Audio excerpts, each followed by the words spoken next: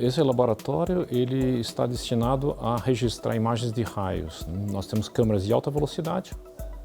Essas câmeras de alta velocidade elas registram o raio no seu movimento da nuvem até o solo e já registrou também pela primeira vez no Brasil do solo até a nuvem, os raios chamados ascendentes.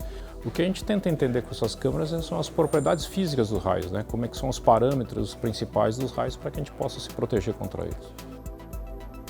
Agora nós estamos com câmeras ao longo de todo o INPE, nós temos câmeras aqui nessa sala, nesse laboratório e em outros lugares do INPE para tentar filmar o raio de diferentes ângulos para que você possa depois saber exatamente onde ele caiu, qual foi o movimento que ele fez e aí comparar com as outras medidas auxiliares que nós temos também.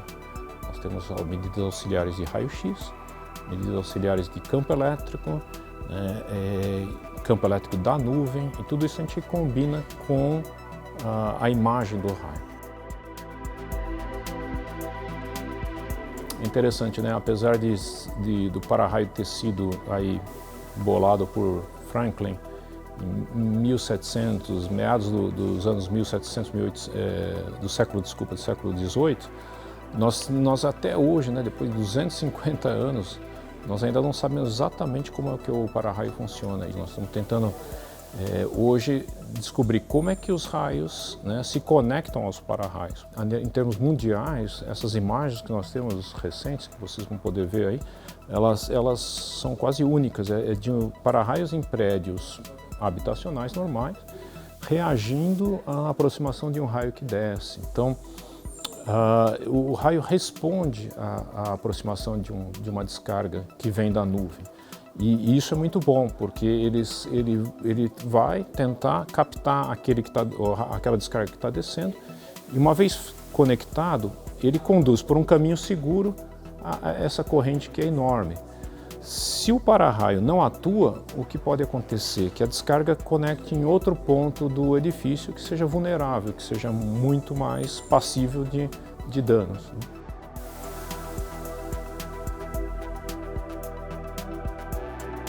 As pessoas já devem ter ouvido falar, por exemplo, um raio caiu ali no campo de futebol e muitos jogadores caíram no chão. Quantos foram atingidos? Às vezes nenhum deles foi atingido, simplesmente caiu perto.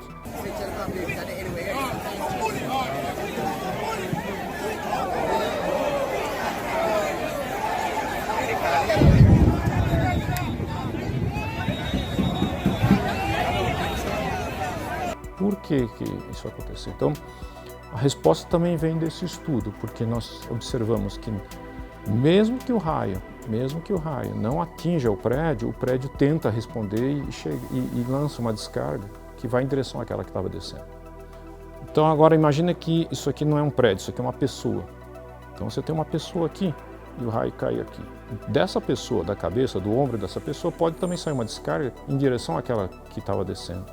E é essa descarga que sai da cabeça da pessoa, mesmo que não conecte, mesmo que o raio não incida sobre essa pessoa, aquela descarga que tentou conectar com o raio, ela chega a 400 amperes. A pessoa serve como uma ponta, né? Porque ela é um ponto naquela superfície, ela é uma ponta, tá certo? Que se destaca em relação ao solo, e através dela, né, você passa cargas elétricas.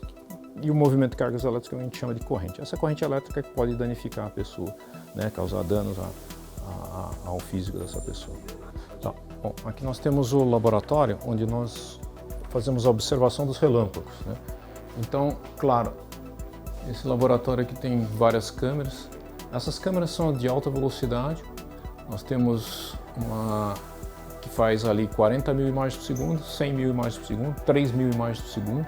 Câmera fotográfica, câmera de vídeo.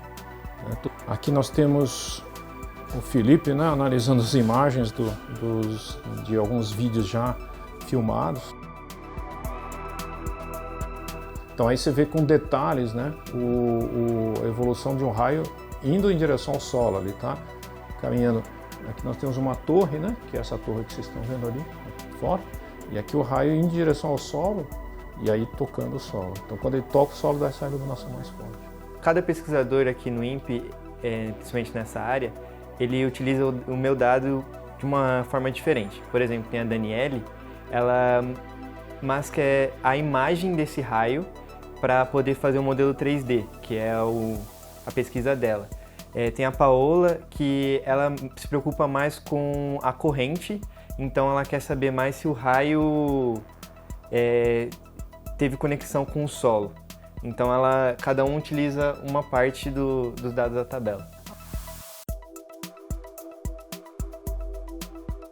E nessa torre aqui a gente mede a quantidade de corrente que o raio tem ou a quantidade de corrente que um raio pode gerar por indução, tá? Então lá em cima a gente tem o para-raio dessa torre, é uma caixa d'água de aproximadamente 40 metros. Lá em cima a gente tem um para-raio convencional, tá? E esse para-raio ele está aterrado por 4 cabos de cobre. E um desses 4 cabos de cobre a gente está tentando medir a corrente que passa por eles, né?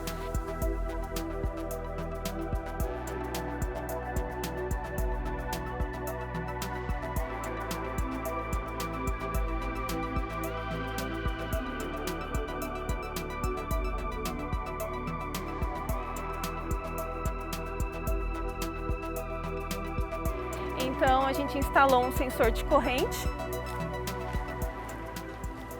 que é esse cara aqui, o verde, tá? Ele é chamado de Pearson.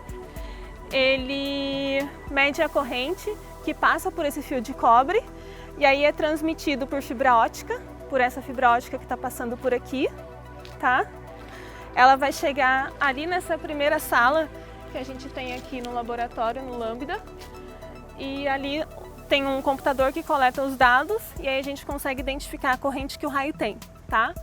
Aquela ali é uma antena de GPS que a gente precisa utilizar para saber o tempo exato da conexão do raio. E a partir dessas informações a gente consegue adquirir a corrente ou a indução que um raio pode gerar nessa nossa torre aqui.